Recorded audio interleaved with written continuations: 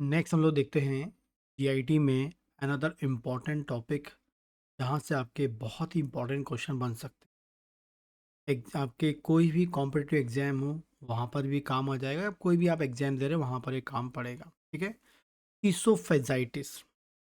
Oesophagitis क्या होता है? ठीक है। ये देख रहे हैं आप। ईसोफेजाइटिस क्या है? ईसोफेजाइटिस जहाँ भी आइटिस लगा होता है का मतलब होता है इन्फ्लामेशन। ठीक है।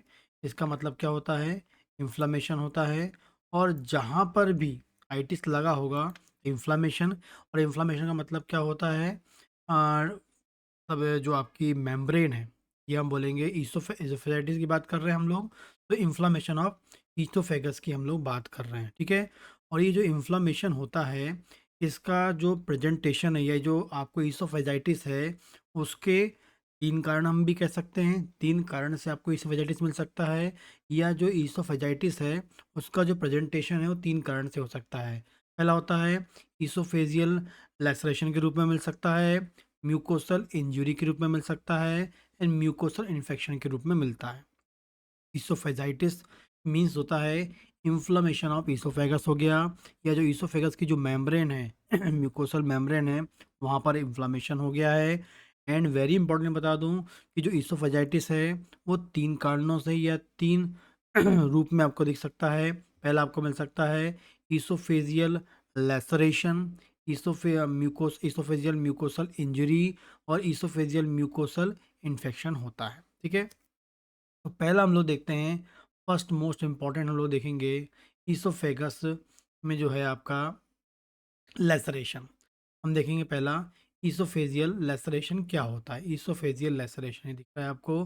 तो आपको पता होना चाहिए कि most important type of laceration जो है मेलोरी वाइस टीयर। ठीक है।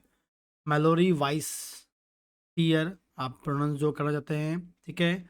मेलोरी और वाइस टीयर, ये सबसे कॉमन टाइप ऑफ लेसरेशन होता है या ईसोफेजियल लेसरेशन होता है। एग्जाम में आता है कि मेलोरी वाइस टीयर्स जो होते हैं, मेलोरी वाइस टीयर जो है वो आपको बहुत कॉमनली, जो मतलब इस नाम से एग्जाम में आ गया कि मेलोरी वाइस टीयर कहाँ मिलता है, ये आपको मिलता है ईसोफेगस में।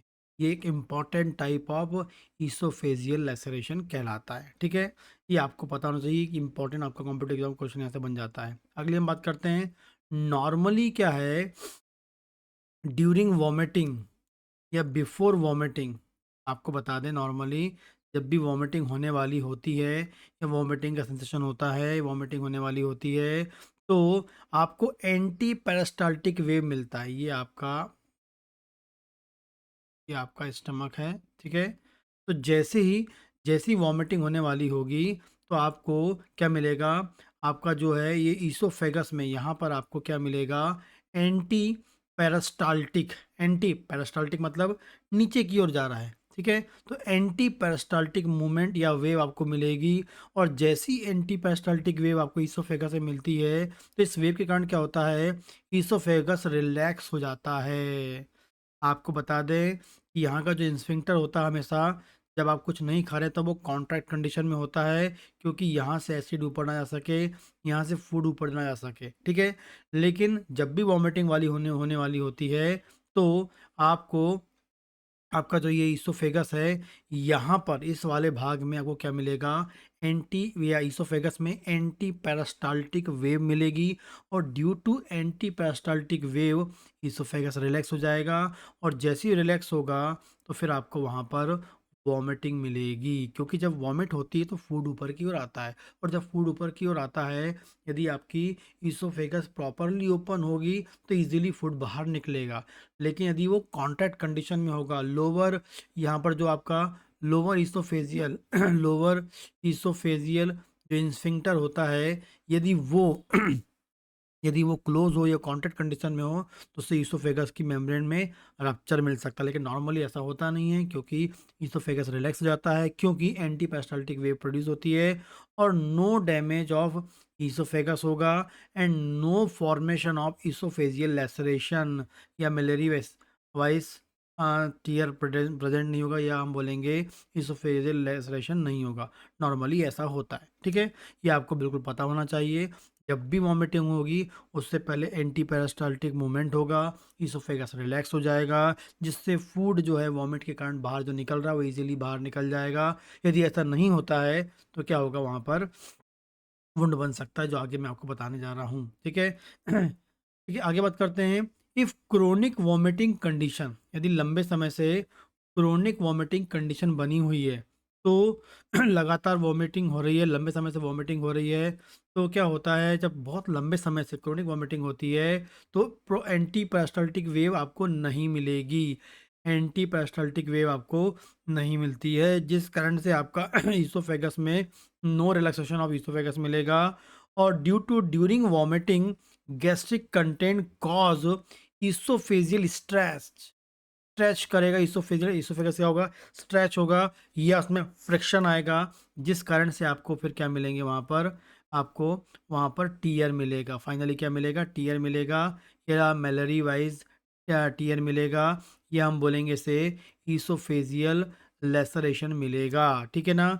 और ड्यू टू लेसरेशन या टीयर आपको मिलेगा, और फाइनली आपको वहाँ से ब्लीडिंग भी मिल सकती है। और इस प्रकार की ब्लीडिंग को हम क्या बोलते हैं, हेमेप्टाइसिस। यदि आपके उल्टी में, जब आप उल्टी करते हैं, उल्टी के साथ खून आता है, ब्लड आता है, कॉल्ड हेमेटमेसिस बोलते हैं। और ये क्या बोलते हैं, हेमेटमेसिस, क्या बोलते हैं, हेमेटमेसिस, हेमेटमेसिस बोलते हैं। जब आपको आपकी उल्टी में क्या आ जाए, आपको खून मिलता है, तब हम उसे बोलते हैं हेमेटमेसिस, ठीक है। तो जब क्रोनिक वॉमिटिंग होगी तो नो पेरिस्टालसिस होगा, नो इसोफेगल रिलैक्सेशन होगा, वॉमिटिंग के कारण क्या होगा, आपकी इसोफेजियल मेम्ब्रेन डैमेज हो जाएगी, एंड फाइनली आपको वहाँ पर टीयर या आपको क्या मिल सकता है, लेसरेशन मिलता है। आगे हम बात करते हैं कि जो टीयर भी होते हैं या लेसरेशन भी जो होता है, दो टाइप का होता है। एक होता है सुपरफिशियल टीयर्स, और एक होते हैं डीप टीयर्स, ठीक है।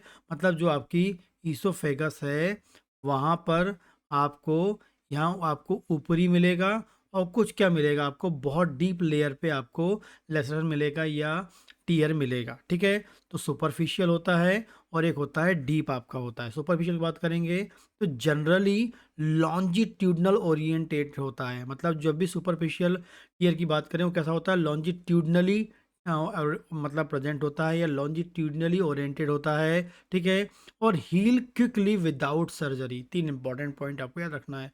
सुपरफिशियल टीयर हो सक पहला होता है टाइप, दूसरा क्या होता है कि लॉन्जिट्यूडनल ओरिएंटेशन होता है इसका, एंड हीलिंग जो होती है क्विक विदाउट सर्जरी, इसमें क्विक होती है, एंड विदाउट सर्जरी इसमें आपको क्या मिलता है, इसमें हीलिंग मिलती है। लेकिन डीप वाली जो होती है वो क्या होती है, डीप लेयर ऑफ ईसोफेगस को इन्वॉल्व करती है। खासकर हम इसे बोलते हैं ट्रांसम्यूरल ईसोफेजियल टीयर।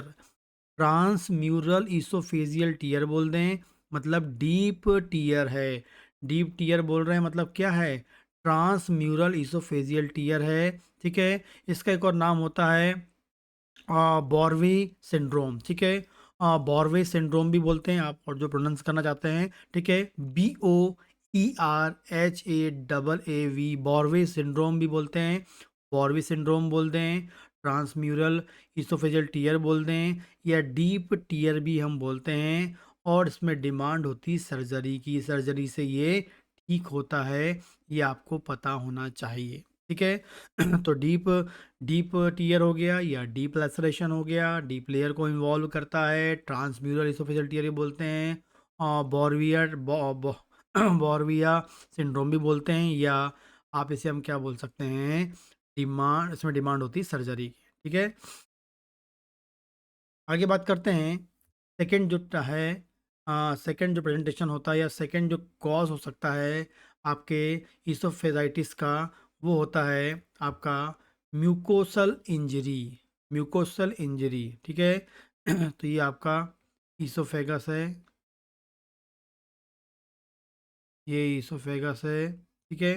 तो यहाँ पर आपको मिलेगी म्यूकोसल इंजरी मिलेगी, ठीक है।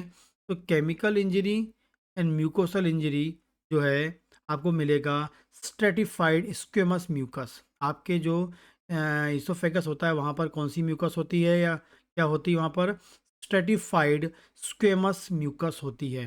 स्ट्रेटिफाइड स्क्वेमस म्यूकस होती है, जो मैंने पहले बताया नॉर्मली हमारी इसोफेगस में जो म्यूकस होती है, कौन सी होती है? स्ट्रेटिफाइड स्क्वेमस म्यूकस होती है। और इसमें जो केमिकल इंजरी होनी है, इसमें जो म्यूकोसल इंजरी होनी है, वो अल्कोहल के कारण हो सकती है। कोरेसिव आप एसिड पी रहे हैं उसके कारण हो सकती है। एल्कलाइन आप ले रहे हैं बहुत अधिक, उस कारण से हो सकती है। गर्म चाय, गर्म कॉफ़ी, गर्म पानी बहुत ज़्यादा पी रहे हैं उस कारण से हो सकती है। आपका हैवी स्मोकिंग के कारण हो सकती है। ठीक है। अल्कोहल हो गया, कोरेसिव एसिड हो गया मतलब जला देने वाला, कोरेसिव एल्कलाइन हो गया, हॉट फ्लूइड हो गया, हैवी स्मोकिंग हो गई। एंड जब बात करते हैं आपको जो है वो होता है कुछ मेडिसिनल पिल्स के कारण, कुछ इंपॉर्टेंट मेडिसिनल पिल्स होती हैं जो लगातार पेशेंट लेता है तो होती है। जैसे डॉक्सीसाइक्लिन एंड बायोफॉस्फोनेट। ठीक है। डॉक्सीसाइक्लिन नाम की ड्रग आती है, बायफॉस्फोनेट नाम की ड्रग आती है, जो एंटी डिप्रेसिव ड्रग्स होती हैं जो लगातार पेशेंट लेता है तो ये आपके ईसोफेजल म्यूकस से चिपक जाती है, वहाँ डिज़ोल्व होती है, और जिस कारण से वहाँ प्रोड्यूस होता है क्या, इन्फ्लामेशन प्रोड्यूस हो जाता है। तो डॉक्सीसाइक्लिन एंड बायोफॉस्फेट जो है ड्रग, जो नाम की ड्रग यदि कोई पेशेंट लंबे समय से लेता है तो वो लगातार म्यूकस मेम्ब्रेन में चिपकती है। चिपकने के कारण म्यूकस को में जा चिपकेगी, वहाँ डिज़ोल्व होगी और फिर इन्फ्लामेशन प्रोड्यूस करती है एंड फाइनली क्या करेगी, ईसोफेजाइटिस प्रोड्यूस कर देगी। ठीक है। एंड अगली बात करते हैं, कुछ केमिकल्स होते हैं सेल्फ लिमिटिंग, जो जो chemical self limiting pain, sorry इसमें क्लिनिकल फीचर्स, ये केमिकल नहीं है, ये क्या है आपका क्लिनिकल फीचर्स हैं। तो क्लिनिकल क्या मिलेंगे आपको यहाँ पर? सेल्फ लिमिटिंग पेन मिलता है, सेल्फ लिमिटिंग पेन मिलता है जिसे हम बोलते हैं ऑर्डिनोफेजिया। ऑर्डिनोफेजिया, ऑर्डिनोफेजिया या सेल्फ लिमिटिंग पेन बोलेंगे। हेमरेज मिलता है। ठीक है। एंड स्ट्रिक्चर एंड परफोरेशन भी कई बार मिल जाता है। तो ईसोफेगस में आपको ये सब, ये जब आपका केमिकल वाली बेस जो ईसोफेजाइटिस होगा, इसमें आपको सेल्फ लिमिटिंग पेन मिलेगा, जिसे हम बोलते हैं ऑर्डिनोफेजिया बोलते हैं। पेन मतलब जब आप खाना निगलोगे, खाना अंदर लोगे तब पेन होगा। हेमरेज मिल सकता है एंड स्ट्रक्चर या परफोरेशन भी आपको मिल सकता है, ये आपको पता होना चाहिए। ठीक है। आगे बात करते हैं हाइड्रोजेनिक जो है इसोफेजियल इंजरी, मतलब साइटोटॉक्सिक कीमोथेरेपी या रेडिएशन थेरेपी। यदि कोई कैंसर का पेशेंट है, उसको कीमो साइटोटॉक्सिक थेरेपी चल रही है, साइटोटॉक्सिक कीमोथेरेपी चल रही है, रेडियोथेरेपी चल रही है, तो उससे भी कई बार अल्सरेशन, इन्फ्लामेशन एंड डैमेज मिलता है ब्लड वेसल्स का। किस कहाँ की? ईसोफेगस की। ठीक है। ईसोफेगस की आपको अल्सरेशन मिलता है, वहाँ पर इन्फ्लामेशन मिलता है और डैमेज ही मिलता है ड्यू टू साइटोटॉक्सिक क्या कीमोथेरेपी या रेडिएशन कारण ही मिलता है, ये आपको याद रखना है। ठीक है। आगे बात करेंगे inflammation, sorry infection, infection mucosal infection. Infection जो इन्फेक्शन वाली जो इसोफेजाइटिस है, उसके कॉमन कॉज क्या होते हैं, एग्जाम में बहुत ही इंपॉर्टेंटली आते हैं। पहला है, मोस्ट फ्रिक्वेंट हमको मिलता है इसोफेजाइटिस इम्यूनो सप्रेस्ड पेशेंट। ऐसा पेशेंट जिसका इम्यून सिस्टम बहुत अधिक वीक है या इम्यून सिस्टम सप्रेस्ड है, या जिसको बहुत लंबे समय से स्टेरॉइडल ड्रग चल रही है।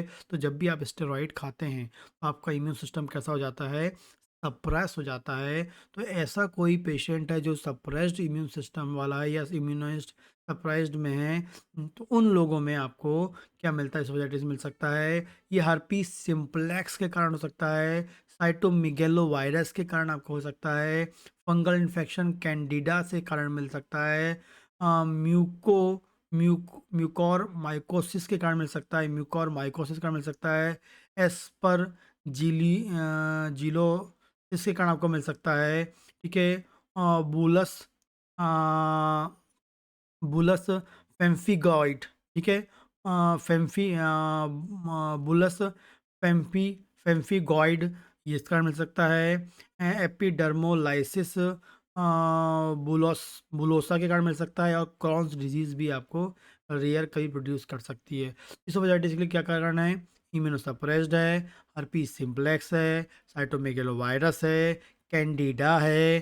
ठीक है। म्यूकोर माइकोसिस है, एस्परजिलोसिस है, बुलो बुलोस फिम्फिगॉइड्स है, फिम्फिगॉइड, ठीक है, ठीक है, एपिडर्मोलाइसिस बुलोसा है, एंड लास्ट में क्रॉन्स डिजीज होती हैं। ये सब के सब रिस्पॉन्सिबल होते हैं किसके लिए? इसोफेजाइटिस के लिए, इन्फेक्टिव इसोफेजाइटिस के लिए रिस्पॉन्सिबल होती हैं, ठीक है। आगे बात करते हैं। इन्फेक्शन जो होता है कॉमनली आपको बैक्टीरियल फंगल आपको मिलता है, ठीक है। तो प्राइमरी इन्फेक्शन मतलब डायरेक्टली आपका जो ईसोफेगस है, ये जो आपका ईसोफेगस है, यहाँ पर डायरेक्टली बैक्टीरिया या फंगस जाके यहाँ पर आपका अल्सर पर ये मतलब इन्फ्लेमेशन प्रोड्यूस करता है, टॉक्सिन रिलीज करके, और एंडोटॉक्सिन एक्सोटॉक्सिन रिलीज करके, एंड फाइनली आपका यहाँ इन्फ्लेमेशन करता है।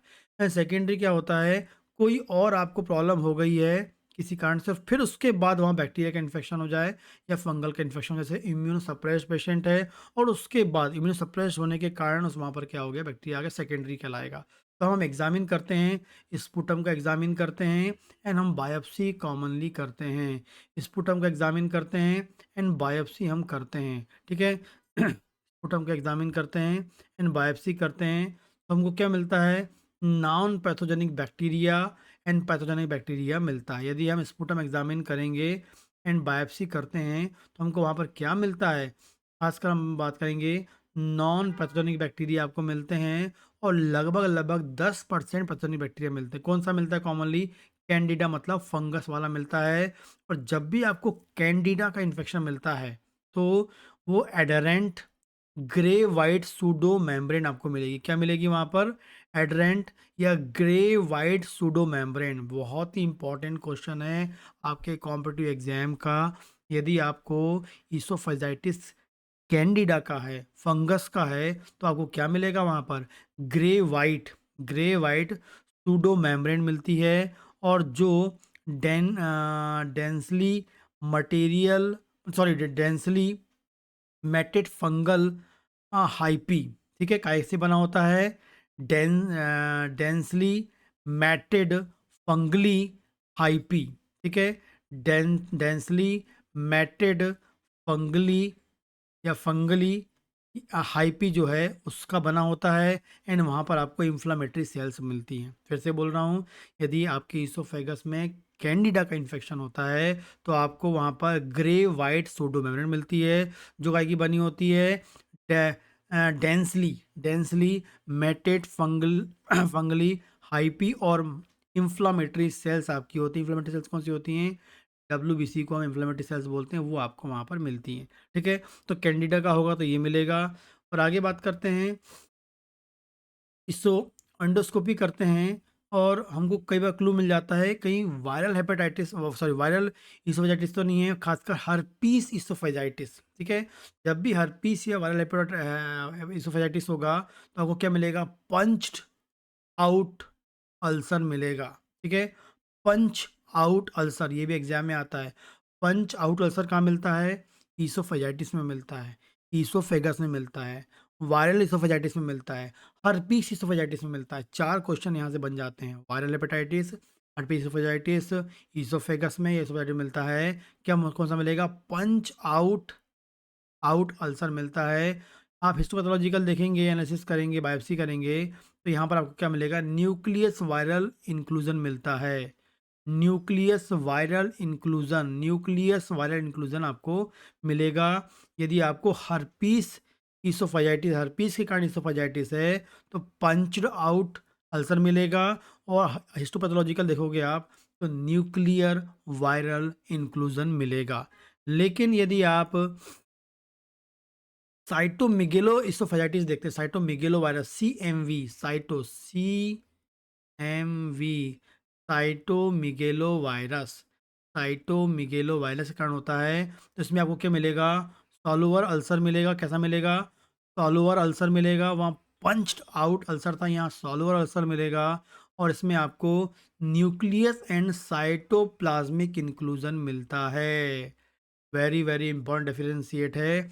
हर्पीज में आपको पंच्ड आउट अल्सर एंड उसमें सिर्फ न्यूक्लियस का इंक्लूजन मिलता है, लेकिन यहाँ पर सॉलोवर अल्सर मिलेगा एंड आपको न्यूक्लियर एंड साइटोप्लाज्मिक इंक्लूजन मिलता है, और immunohistochemical staining for virus antigen भी करते हैं, और ये एंसेलरी डायग्नोस्टिक टूल होता है। इसके अलावा इम्यूनोहिस्टोकेमिकल स्टेनिंग भी करते हैं, इम्यूनोहिस्टोकेमिकल स्टेनिंग भी करते हैं फॉर वायरल एंटीजन के लिए इम्यूनोहिस्टो केमिकल ट्रेनिंग करते हैं, और it is a ancillary diagnostic tool. ये क्या है? एक एंसिलरी डायग्नोस्टिक टूल होता है। ठीक है, तो ये आपको कुछ इंपॉर्टेंट क्वेश्चन बनते हैं कि यदि हमको ईसोफेगस में वायरस को पता करना है, उसके एंटीजन को पता करना है, तो हम लोग इम्यूनोहिस्टो केमिकल स्टेनिंग करते हैं, और ये क्या है? एंसिलरी डायग्नोस्टिक टूल है। ठीक है, तो ये इंपॉर्टेंट ईसोफेजाइटिस की जो आप टाइप बोल सकते हैं, या इस रूप में प्रेजेंट मिल सकता है, लेसरेशन के रूप में, केमिकल के रूप में, और जो आपको बताया इन्फेक्शन के रूप में, जैसे मैंने आपको खासकर वायरस वाला बताया, फंगस बताया, कैंडिडा का, वायरस में बताया आपको हर्पीज वाला, और साइटोमेगलो वायरस। ये आपके एग्जाम में आ सकते हैं, जो आपको बहुत ही इंपॉर्टेंटली होते हैं। इसके अलावा यदि आप बीएचएमएस फर्स्ट ईयर के स्टूडेंट है, तो मेरा आप material Medica and organ of medicine का कोर्स ज्वाइन कर सकते हैं, जिसके लिए आपको मेरे ऐप को इंस्टॉल करना पड़ेगा। नाम है डॉक्टर भावेसर क्लासेस, जिसके लिंक डिस्क्रिप्शन में दिए। यदि पैथोलॉजी का कोर्स चले से आप पैथोलॉजी के पूरे वीडियो जल्दी जल्दी देखना चाहते हैं, तो उसके लिए भी आप मेरा कोर्स ज्वाइन कर सकते हैं। 600 रुपये का है कोर्स, आप वहाँ जाके आप ज्वाइन कर पाएंगे। इसके अलावा AIA-PGT के लिए भी आप पूरे सीक्वेंस में ऐसे वीडियोस देखना चाहते हैं, तो उसके लिए भी आपको मेरे ऐप में जाना पड़ेगा, और वहाँ जाकर आपको AIPGT का जो कोर्स है वो कोर्स ज्वाइन करना पड़ेगा। ठीक।